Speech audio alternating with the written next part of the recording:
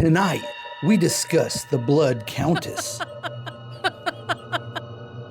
She terrified a generation of young women seeking immortality. Come on in and sit for a spell as we open Book of Terrors.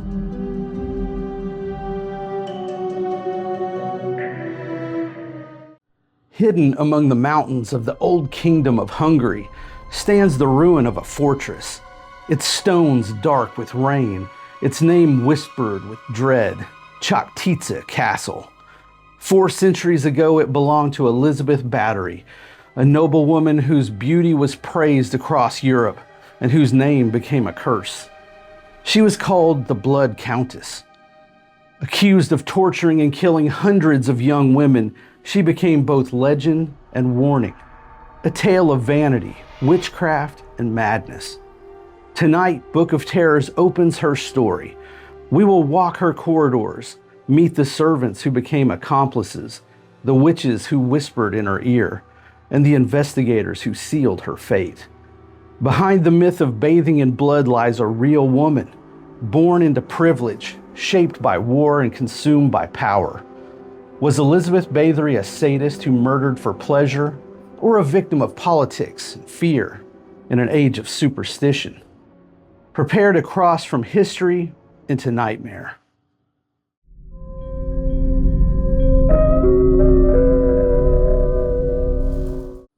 Elizabeth Bathory was born in 1560 at Csejte, Hungary, into one of the oldest and most powerful dynasties in Central Europe.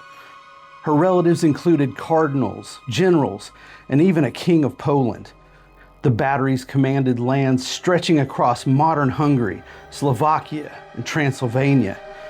It was a time when borders bled. Ottoman Turks pressed from the south and nobles ruled their fiefdoms like miniature kingdoms. Violence was not an anomaly, it was daily life. Children watched public executions the way others watched parades. From birth, Elizabeth's education was exceptional. Tutors taught her in Latin, German, and Greek. She could debate theology with priests before she was 12. Yet beneath refinement lurked volatility. Letters mentioned fits and sudden rages, perhaps epilepsy, perhaps temper, but always silenced behind etiquette. Her family's faith wavered between Catholic and Protestant loyalties. Witchcraft trials filled the countryside. The church preached that women were both weaker and more easily corrupted. Noble women confined behind castle walls found power only through cunning. In that world, the young countess learned that cruelty could masquerade as duty.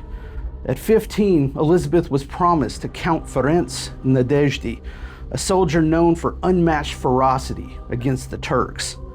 Their wedding joined 2 fortunes and 2 tempers. She moved to his ancestral fortress, Csejte, where rumor said the stones themselves remembered screams from past wars. The girl of Csejte was now the Lady of Csejte, clever, proud, and already aware that love had little to do with marriage.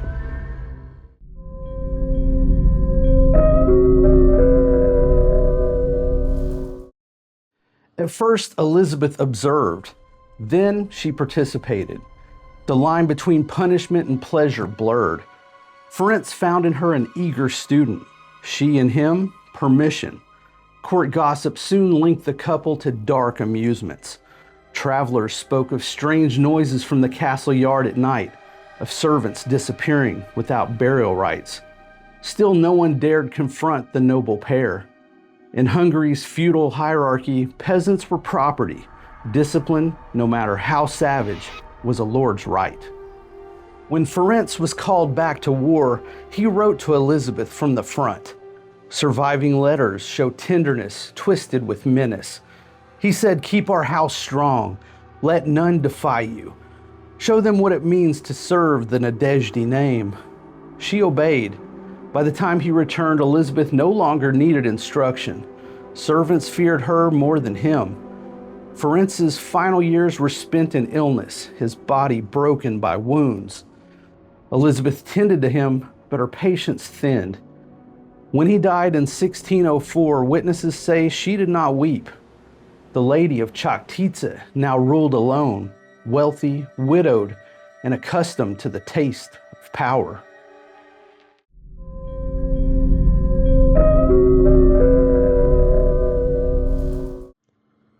After the death of her husband, Elizabeth Bathory's household changed.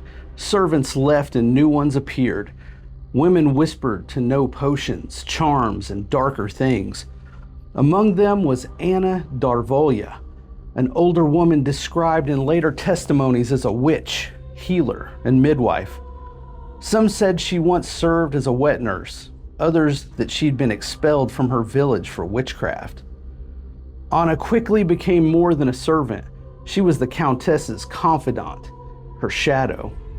Together they studied old Hungarian grimoires, learning of spells to preserve youth and beauty, mixtures of blood, honey, and iron.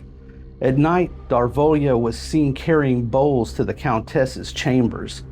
One maid claimed she heard Elizabeth whisper, "Their blood makes me young again." Whether metaphor or madness, those words marked a turning point. Elizabeth had two servants that came to her to help her out. These two servants were considered witches, and what they did was teach her how to completely torture and kill her victims. To these women, superstition was power. In an age where science blurred with sorcery, the idea of drawing vitality from the living did not seem impossible. Elizabeth's vanity grew with her reputation. Visitors still called her beautiful, but she saw lines, age, the slow fade of what had once made her feared and desired. The witches offered a promise, a way to hold time at bay. Anna Darvolya was joined by others, Ilona Yo, Catalin Benitska, and Dorothea Sintesh, nicknamed Dorka the Dark. Together they formed the inner circle of Csejte, a web of loyalty bound by fear and greed.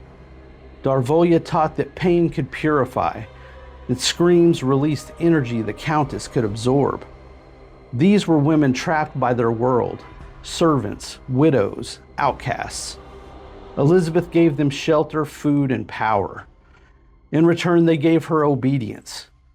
Soon the castle took on the air of a temple, its corridors echoing not with prayer, but with ritual.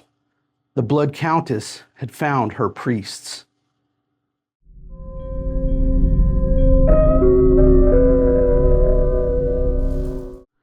The Countess's land stretched across northern Hungary and western Slovakia, dozens of villages where peasants owed labor to their lady. She sent word that she needed young women to serve as maids or learn courtly manners. For poor families, the offer meant security, food, wages, a place in a noble household. Few questioned why so few of these girls ever came home. At first, victims were chosen among peasant families. Their disappearances could be dismissed. They ran away, said the guards. They fell ill. But as the years passed, Elizabeth grew bolder. She began inviting daughters of lesser nobles to the castle, promising to refine their education. When they too vanished, rumors could no longer be ignored. During this time, though, she started a school that was for the noble girls, for teaching them how to grow up and be of nobility. Witnesses would later describe what happened inside the castle. Some claimed the Countess lured the girls with gifts, fine dresses, ribbons, sweet wine. Others said she watched them work, waiting for a mistake, a wrinkle in her gown, a spill of water, a tone she considered insolent. Then the punishment began.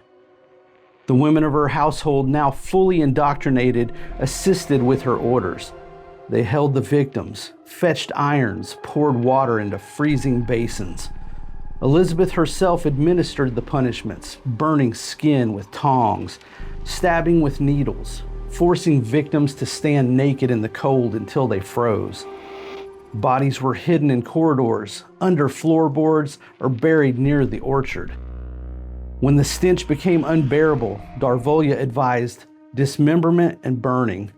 One servant confessed to carrying buckets of ashes to the river under the moonlight. Another said the Countess laughed as she counted each body, one less mouth to feed. The number of missing grew staggering. Estimates range from 80 confirmed deaths to over 600 claimed by later investigators. Even if half were exaggeration, the scale remains unmatched by any other female murderer in history. In the end, superstition merged with horror. The villagers whispered that she bathed in blood to preserve her youth, that each morning her skin shone pale and flawless, as if kissed by moonlight. Whether myth or metaphor, it reflected the truth. Her cruelty had become ritual. But no ritual lasts forever. In 1609, the villages below Csejte were nearly empty of young women. Fear turned to anger. The first complaints reached the royal court. The Blood Countess's reign of terror was about to meet the power of the crown.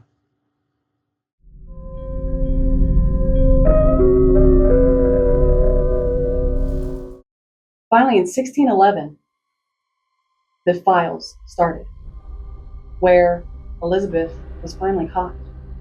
How she was caught, the nobles had their questions. When she started her school for the girls to learn how to be noble women, these girls started disappearing. The parents, being of noble blood, were actually able to do something more than servants ever did. By 1609, Elizabeth Bathory's crimes could no longer be ignored. Word reached King Matthias II, who dispatched Count George Turzo, a local nobleman, to investigate the allegations. Turzo gathered testimony from priests, fleeing servants, and the families of missing girls. The stories were chilling: chains, iron rods, secret dungeons, and screams that echoed through the stone halls. Under the cover of night, Turzo's men arrived at Csejte Castle. They found dying girls on the floors, bruised, burned, and frozen. Others were already dead, hidden beneath floorboards or in shallow graves in the orchard. Elizabeth herself remained calm. According to witnesses, she walked among the bodies as if inspecting a garden, indifferent to the suffering. Her accomplices, women loyal through fear and promise of gold, confirmed her role. The investigation revealed not just cruelty, but meticulous planning, ritual, and an obsession with youth and beauty. Arrested on December 30th, 1610, the Blood Countess finally fell. The gates of Csejte that once welcomed victims now barred her from escape. In her castle, her beautiful castle, she actually had people that would torture and kill as she wanted. So many of them, they didn't know where to bury them. The bodies were on top of each other. They were thrown over the fences where the wolves would tear them apart.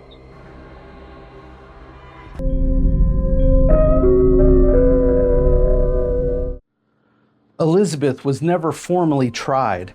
Her noble blood protected her from execution.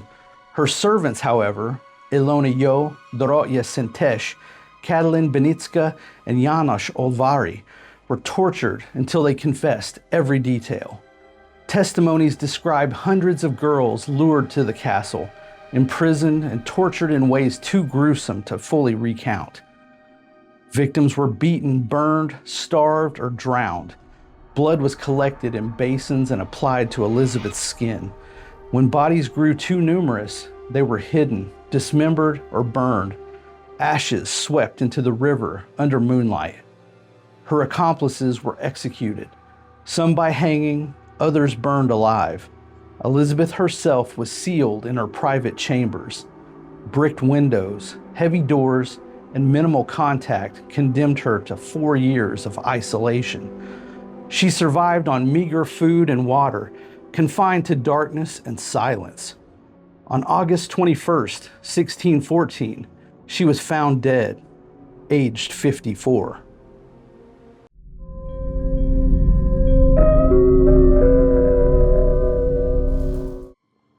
The story of Elizabeth Bathory did not end with her death. Over centuries, the myth of the Blood Countess grew. Her crimes exaggerated, her vanity immortalized. Writers claim she bathed in blood to preserve her youth, inspiring vampire tales and gothic horror.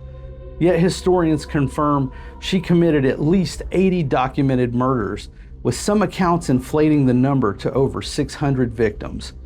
Political enemies may have fueled the legend, but the horror endured.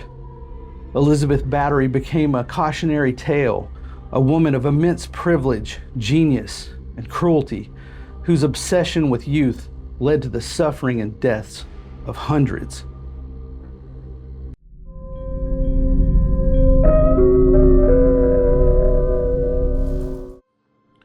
Elizabeth Bathory has been called a monster, a vampire, a myth, but she was also human, a product of her time, her upbringing, and the violent world in which she lived. Power, fear, and obsession became her companions. History remembers her as a killer, but legend has made her eternal. The Blood Countess stands as a mirror of humanity's darkest desires. To understand her story is to confront the shadow within power itself and the consequences of cruelty left unchecked. Thanks for joining us tonight. I'm Stephen P. Conrad. If you've enjoyed our presentation, please like, subscribe, and ring the bell so you never miss the next chapter of Book of Terrors. Good night.